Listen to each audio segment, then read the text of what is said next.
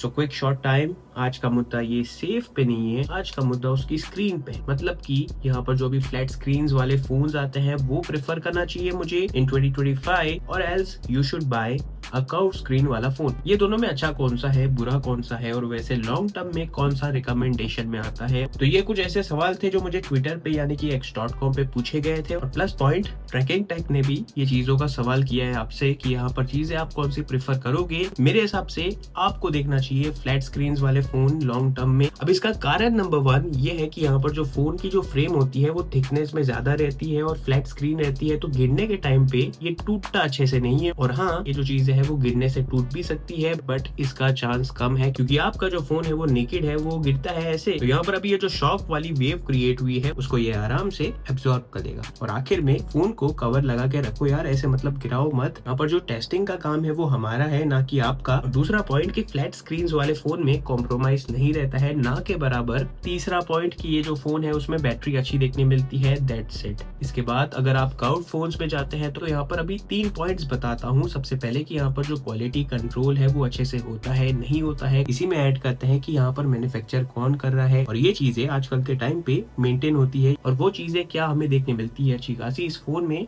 Deliver होते हुए, तो यहाँ पर वो चीजें देखने मिलती है 99.9%। और दूसरी चीज कि यहाँ पर जो कोटिंग किया जाता है वो बहुत अच्छा किया जाता है। तीसरा पॉइंट कि यहाँ पर जो कर्व्ड फोन्स है वो टूटने का चांस बहुत देते हैं। और चौथा पॉइंट ये आया कहाँ से, एक बोनस है जो मैं आपको बता देता हूँ। यहाँ पर हमें एसेसरी के ऑप्शन, ग्लास के ऑप्शन, मतलब जो थर्ड पार्टी ऑप्शन आते हैं वो हमें नहीं देखने मिलते हैं। पर से वो जो टेम्पर ग्लास लगाते हो लिक्विड वाला, वो दिक्कत बहुत देता है। और आखिर में अगर आप उसको निकालते हो तो वो निकालने में बहुत मेहनत लगती है, निकल भी जाता है, और निकलता नहीं है तो डिस्प्ले खराब हो जाती है। तो ऑप्शन कंपनी को खुद भी देना चाहिए थर्ड पार्टी में। तो ये भी सारी चीजें हैं जो आपको समझ के चलना है नोट लेके। अब इससे दोनों फोनों की डिस्प्ले खराब नहीं होती है। आपका देखने का नजरिया कैसा है वो मैं बता रहा हूँ। जैसे कि उदाहरण के लिए मेरे पास है आईफोन 16 प्लस, इसका फ्लैट स्क्रीन आता है। इसको मैंने 28 टाइम्स गिराया है इतनी हाइट से, वो भी मेरे घर के आगे के रोड पे, ऑफिस में और घर में। तो यार that's it, that's about it, that's a show. अब इसमें दुख भी होता है कि भाई फोन टूट ना जाए या फिर डिस्प्ले ब्रेक ना हो जाए, और या फिर मैं बोलूं कि मेरे जो टेम्पर ग्लास के खर्चे हैं वो बढ़ जाते हैं।